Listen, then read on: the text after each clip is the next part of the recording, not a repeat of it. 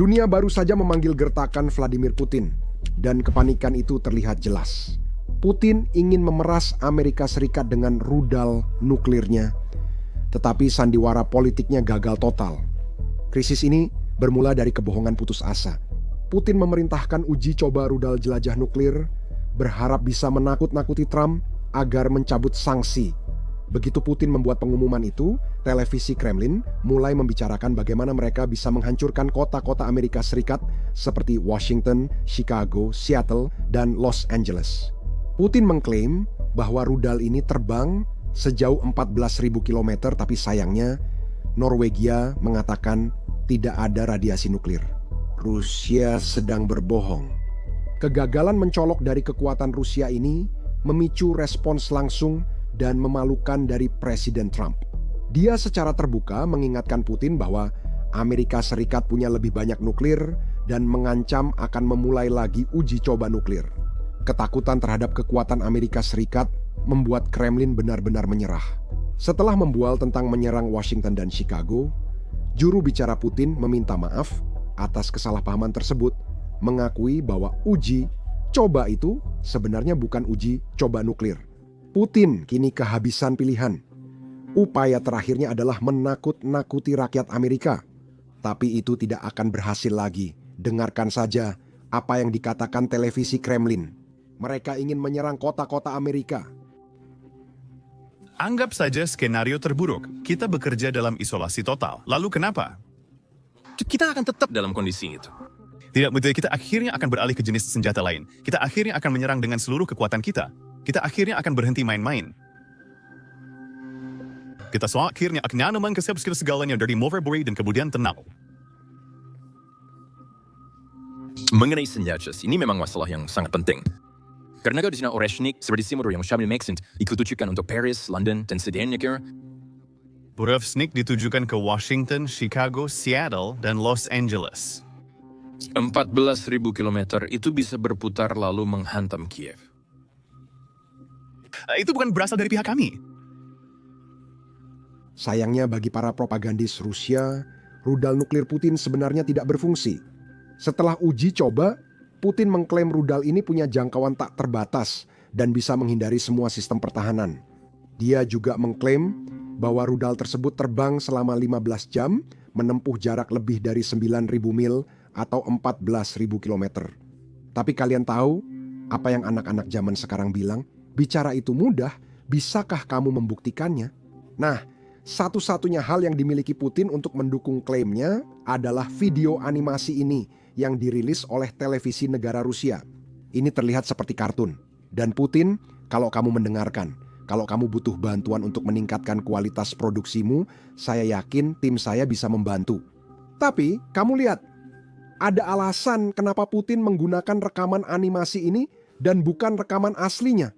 2 uji coba terakhir rudal ini oleh Rusia gagal berjalan sesuai rencana. Pertama kali, seluruh uji coba hanya berlangsung selama 5 detik dan yang kedua kalinya berlangsung selama 13 detik. Namun, pada kedua kesempatan itu, mesin nuklirnya tak menyala sehingga rudal tidak bergerak. Saya menduga sesuatu yang serupa terjadi lagi, dan itulah sebabnya kita hanya melihat animasi kartun ini. Karena mesin nuklir Rusia tidak berfungsi, saya rasa Putin pun tidak tahu detail apa yang terjadi jika mesin itu berjalan. Karena begini, jika sebuah rudal bertenaga nuklir benar-benar lepas landas, maka akan ada partikel radiasi di atmosfer yang bisa dengan mudah dideteksi oleh negara-negara lain. Jadi Rusia mengklaim bahwa mereka memulai uji coba ini di lingkaran Arktik, tapi militer Norwegia mengonfirmasi bahwa memang ada uji coba yang dilakukan Rusia, namun itu bukan uji coba nuklir. Dalam arti apapun, mereka tidak mendeteksi peningkatan radiasi. Rusia meluncurkan rudal, tapi bukan rudal nuklir seperti klaimnya. Mengejutkan. Tapi kamu lihat, tujuan uji coba ini sudah jelas. Mereka ingin menakut-nakuti Amerika Serikat dan berharap kita tertipu lagi. Sayangnya, ancaman nuklir Putin itu seperti mobil Rusia, banyak asap tapi nggak jalan. Tapi kali ini, semua asap itu justru berbalik mengenai wajah Putin sendiri. Ini yang dikatakan Presiden Trump setelah gertakan nuklir Putin. Rusia mengatakan minggu ini bahwa mereka telah menguji coba rudal baru yang dapat menempuh jarak lebih dari 8.000 mil. Menurut Anda, apakah itu gertakan senjata? Apa maksudnya? Itu apa? Mereka tahu kita punya kapal selam nuklir terbaik di dunia, tepat di lepas pantai mereka. Jadi tidak perlu menempuh 8.000 mil. Dan mereka tidak main-main dengan kita. Kita juga tidak main-main dengan mereka. Kita sering menguji coba rudal, tapi kau tahu kita memang punya kapal selam nuklir sendiri. Kita tidak perlu menempuh jarak 8.000 mil. Dan menurut saya itu juga bukan hal yang pantas untuk dikatakan oleh Putin. Ngomong-ngomong, sebaiknya kamu akhiri perang itu. Perang yang seharusnya hanya seminggu kini hampir 4 tahun. Seharusnya dia melakukan itu, bukan uji coba rudal. Menurut pendapat saya, ini sebenarnya adalah komentar yang sangat terukur. Apalagi setelah apa yang coba dilakukan Putin. Seperti yang kalian tahu, Putin itu seperti anjing tua yang hanya tahu satu trik. Jadi dia tidak akan menyerah begitu saja, apalagi ketika ekonominya sedang sangat kesulitan di bawah sanksi. Jadi dia mencoba gertakan nuklir itu sekali lagi. Keesokan harinya, kali ini dia pakai torpedo nuklir. Dengarkan baik-baik. Kamu harus tahu ini. Kemarin kami melakukan uji coba lagi. Kamu harus tahu bahwa kemarin kami melakukan uji coba lagi pada sistem yang menjanjikan, yaitu kendaraan bawah air tak berawak Poseidon dengan unit tenaga nuklir. Untuk pertama kalinya, kami berhasil meluncurkannya dari kapal selam induk dan mengaktifkan unit tenaga nuklir yang membuat kendaraan ini beroperasi dalam jangka waktu tertentu. Meluncurkannya dari kapal selam induk, tetapi juga mengaktifkan instalasi tenaga nuklir yang digunakan oleh perangkat ini. Ini adalah keberhasilan besar. Kekuatan Poseidon jauh melebihi bahkan rudal jarak antar benua Sarmat kita yang paling menjanjikan. Daerah yang seperti Sarmat di dunia ini belum ditugasin, tapi segera dilakukan. Namun, Poseidon jauh lebih kuat dari Sarmat. Selain itu, dalam hal kecepatan dan kedalaman di mana kendaraan tak berawak ini dapat beroperasi, tidak ada yang sebanding di dunia. Kemungkinan kecil hal serupa muncul dalam waktu dekat dan tak ada cara mencegahnya. Pergerakan perangkat tak berawak ini, tidak ada yang seperti ini di dunia. Sekarang, saya yakin kalian tahu Rusia sedang kekurangan uang. Jadi kita tak perlu berharap mereka mengingat semua kebohongan yang diucapkan. Lagi pula, pembukuan itu sangat mahal. Tapi disinilah Putin melakukan kesalahan. Kamu lihat, ini adalah sistem rudal yang sama yang dibanggakan oleh Putin pada tahun 2023 dengan mengatakan bahwa sistem ini sudah mulai bertugas tempur. Dan sekarang di tahun 2025 dia mengatakan bahwa rudal yang sama akan segera mulai bertugas tempur. Saya merasa kasihan pada Lil Vladimir karena bagaimanapun juga gertakan nuklir adalah satu-satunya hal yang dia miliki yang benar-benar berdampak di medan perang. Dan sekarang itu semua sudah tidak mempan lagi. Jadi Putin kehabisan nama-nama nuklir yang bisa dia gunakan untuk memeras dunia. Itu hanya diulang terus, berharap berhasil, tapi ini bukan 2023. Kata Presiden Bush, bodohi saya sekali, malu untukmu. Bodohi lagi, kamu bisa menipu lagi. Yah, dunia tidak tertipu. Ada alasan Amerika Serikat menghabiskan 1% dari produk domestik bruto dunia untuk militernya. Dan saya ingin menegaskan itu sekali lagi. Itu 1% dari produk domestik bruto dunia, bukan produk domestik bruto Amerika Serikat. Terkadang kita harus mengingatkan orang-orang tentang apa itu penangkal nuklir kita. Ini adalah pesan yang disampaikan Presiden Trump. Amerika Serikat memiliki lebih banyak senjata nuklir daripada negara lain manapun. Hal ini berhasil dicapai, termasuk pembaruan dan renovasi total terhadap senjata yang sudah ada. Semua itu terjadi selama masa jabatan pertama saya. Karena kekuatannya sangat destruktif, saya enggan melakukannya tapi tidak ada pilihan lain. Rusia di posisi kedua, Tiongkok jauh di ketiga, tapi akan setara dalam 5 tahun. Karena program uji coba negara lain, saya ingin tahu siapa yang dia maksud. Saya telah menginstruksikan Departemen Perang untuk mulai menguji senjata nuklir kita secara setara. Proses itu akan segera dimulai. Sekarang, beberapa orang panik tentang hal ini. Dan nanti kami akan jelaskan alasannya. Kepanikan itu mungkin tidak beralasan. Tapi bagi semua orang, satu hal harus jelas. Inilah yang disebut sebagai penangkal nuklir, kehancuran bersama yang dijamin. Artinya, jika pihak lain terlalu sering menggunakan tongkat nuklirnya, kita mengingatkan bahwa kita punya tongkat yang lebih besar dan kita benar-benar menjaga posisi kita. Artinya, saat Rusia hampir bangkrut di tahun 90-an Amerika Serikat, sebenarnya punya uang untuk memastikan senjata nuklir kita tidak menjadi usang. Di atas semua itu, kita sebenarnya tahu bahwa jenis pencegahan nuklir seperti ini memang berhasil dengan Rusia. Pada 60-an saat Khrushchev coba taruh rudal nuklir di Kuba, Presiden Kennedy memblokade pulau itu. Dia mengatakan kepada pemimpin Soviet bahwa jika Kuba menyerang Amerika Serikat, kami akan menganggapnya sebagai serangan Soviet dan membalas terhadap Soviet. Dan tebak apa yang terjadi selanjutnya? Khrushchev memutuskan untuk menarik kembali rudalnya. Ini contoh lain, orang Rusia memahami kekuatan, bukan penenangan. Tebak apa? Hal ini terjadi lagi. Setelah Presiden Trump mengeluarkan pernyataan ini, juru bicara Putin muncul secara terbuka untuk mengklarifikasi kesalahpahaman tersebut. Dan saya yakin kalian penasaran, kenapa Putin tidak melakukannya sendiri? Itu karena lidah Vladimir tidak suka mengaitkan dirinya dengan kelemahan. Jadi dia selalu ada untuk membuat gertakan nuklir, tapi dia tidak pernah ada untuk menarik kembali kesalahan itu. Karena itu dia punya Peskov. Dengarkan saja ucapannya.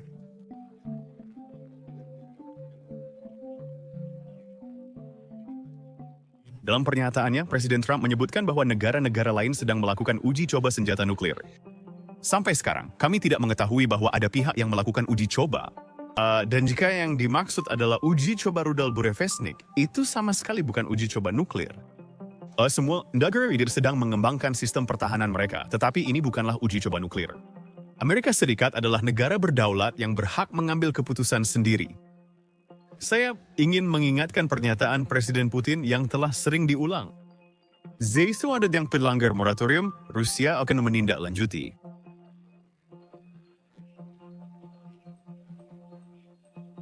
Jadi, izinkan saya memastikan hal ini. Sebelum kami mengingatkan Rusia soal senjata nuklir kami, Putin menyombongkan rudal barunya yang tak tertandingi dan berjangkauan tak terbatas. Setelah kami menunjukkan persediaan, tiba-tiba saja Rusia mengatakan bahwa itu bukan uji coba nuklir, itu hanya rudal bertenaga nuklir.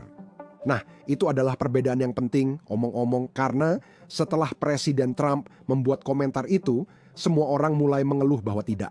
Ini bukan langkah tepat karena kita tak ingin uji coba nuklir dimulai lagi di dunia. Itu argumen yang adil, saya akui. Selama 1 atau 2 dekade terakhir, semua kekuatan besar sepakat untuk tidak lagi menguji coba nuklir. Bagi Amerika Serikat, itu sebenarnya merupakan keuntungan besar karena kita memiliki persediaan nuklir terbesar dan di atas itu, kita juga memiliki persediaan nuklir dengan kualitas tertinggi. Artinya, jika tak ada lagi yang menguji senjata nuklir, kita akan tetap jadi negara dengan kekuatan nuklir penangkal terbesar. Jadi, tentu saja kita tidak ingin melanggar tabu itu, tabu tentang uji coba nuklir, karena jika kita melakukannya, maka Tiongkok juga akan melakukannya. Artinya, Tiongkok bisa memakai alasan tersebut untuk mengejar kita dalam kekuatan nuklir penangkal. Namun, di sini saya ingin menekankan hal itu. Dalam pernyataannya, Presiden Trump menyatakan pengujian kita akan setara dengan Rusia. Dan Rusia sedang menguji coba rudal bertenaga nuklir, seperti yang baru saja mereka klaim. Jadi kita tidak tahu apakah mereka benar-benar mengujinya, tapi itulah yang mereka klaim. Jadi bahkan jika Amerika Serikat menyamai pengujian nuklir itu berarti kita akan menguji semacam rudal bertenaga nuklir atau semacam senjata bertenaga nuklir. Saya tidak tahu detail pastinya, tapi dia tidak mengatakan kita akan menguji bom nuklir, dan itu adalah sesuatu yang tidak ingin kita lakukan. Tapi sekarang mari kita kembali ke Rusia. Karena media Rusia masih mengalami kepanikan.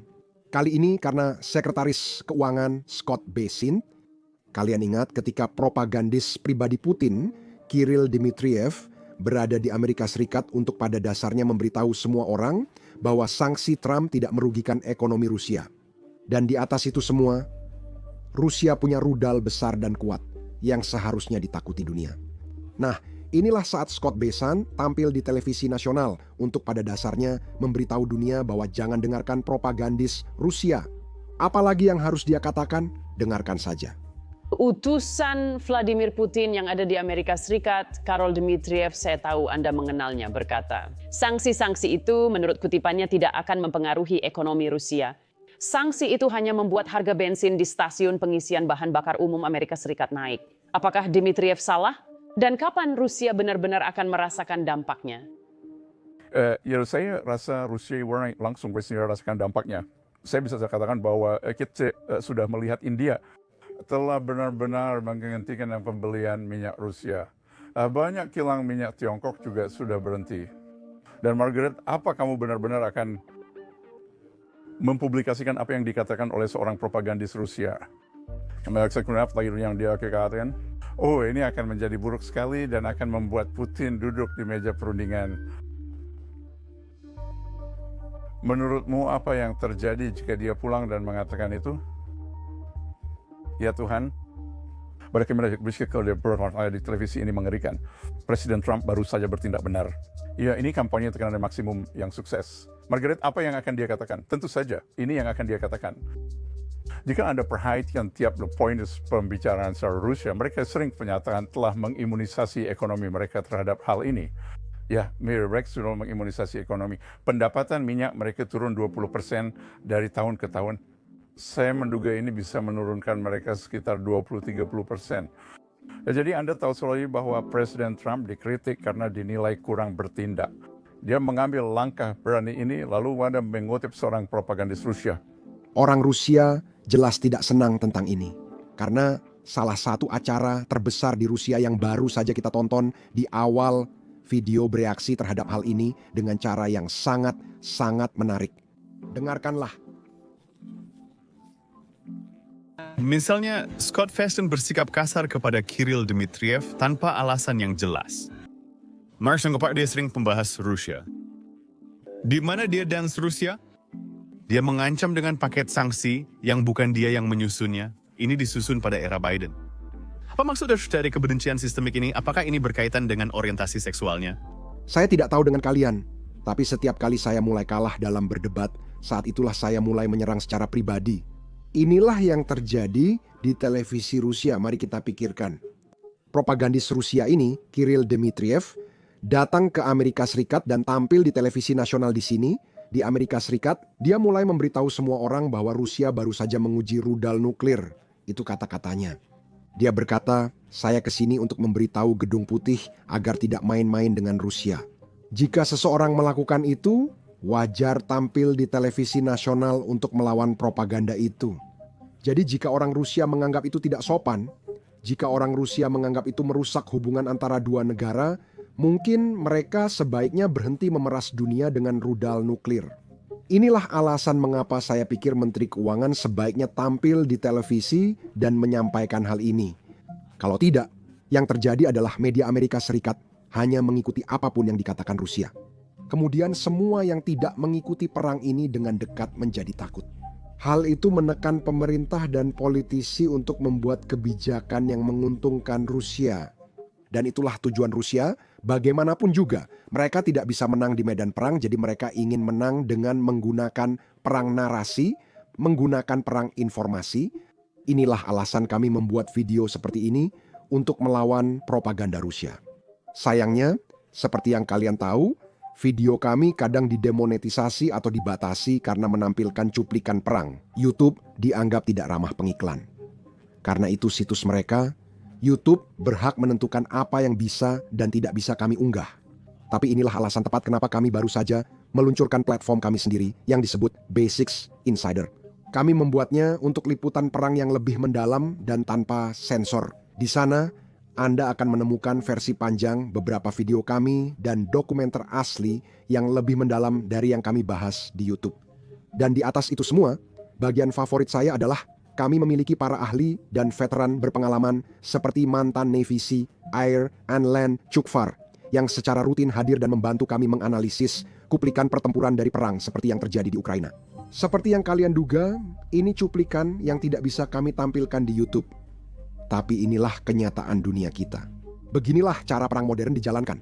Jadi, saya pribadi percaya bahwa sangat penting bagi kita untuk mempelajari tentang apa yang sedang terjadi dan bagaimana hal itu terjadi. Dan itulah alasan kami membuat video-video ini dan kami menayangkannya di Business Basics. Secara pribadi, bahkan bagi saya sendiri, ini adalah sesuatu yang sangat mendidik. Semoga kalian yang bersama kami di sana juga merasakannya.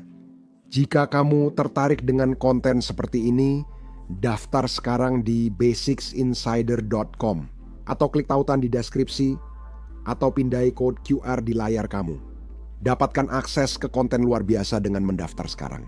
Selain itu, kamu juga mendukung channel dan liputan kami.